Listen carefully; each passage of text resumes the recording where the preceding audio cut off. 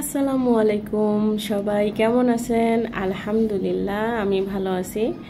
এখানে দেখতে পাচ্ছেন অল্প একটু মুরগির মাংস, বুকের মাংস নিছি, রসুন আর মরিচ, আর তার সাথে ইনস্ট্যান্ট।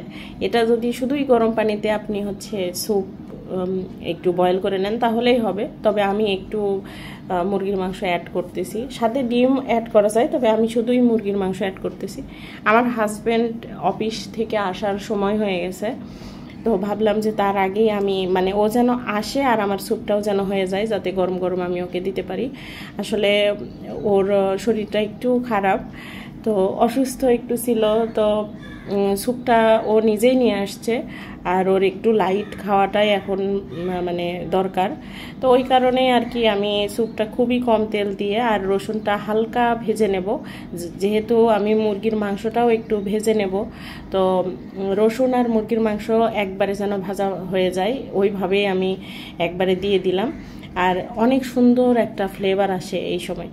তো মুরগির মাংস আমার ভাজা হয়ে গেছে, আর আমি বেশি কিছু ইউজ করব না, আসলে ভিনেগার, তারপরে আপনার একটু ঝালের জন্য, তারপরে এর সাথে চিংড়ি মাছ, তারপর আপনার ডিম, সব কিছুই অ্যাড করা যায়। আর স্যুপে না খুব ভালো লাগে, আমি এইরকম মুরগির মাংস, তারপর আপনার চিংড়ি, তারপর ডিম একসাথে দিয়ে যদি স্যুপ রান্না করা যায় খুব ভালো লাগে, অনেক সুন্দর একটা ফ্লেভার আসে। তবে আমি ইনস্ট্যান্ট ওকে করে দিচ্ছি শুধুই মুরগির মাংস দিয়ে, তবে ও যখন খাইতে নিছে তখন বলতেছে একটা তো ডিম দিতে পারতা।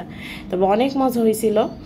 আর আমি এইভাবে আমি একটু বেশি করছি, জানি আমি যে ও 1 কাপ খেয়ে হয়তো ওর মন নাও ভরতে পারে, তো আমি পানিটা একটু বেশি দিছি। সাথে কিন্তু আমি পানি যখন বয়েল হয়ে আসে, যখন গরম হয়, তখন কিন্তু আমি 1 চামচ কর্নফ্লাওয়ার এখানে মিক্স করছিলাম, যাতে একটু ঘন ঘন লাগে।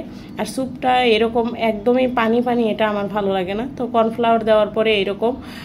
আর খেয়ে ও তো মাশাল্লাহ ও সব খাইছিল।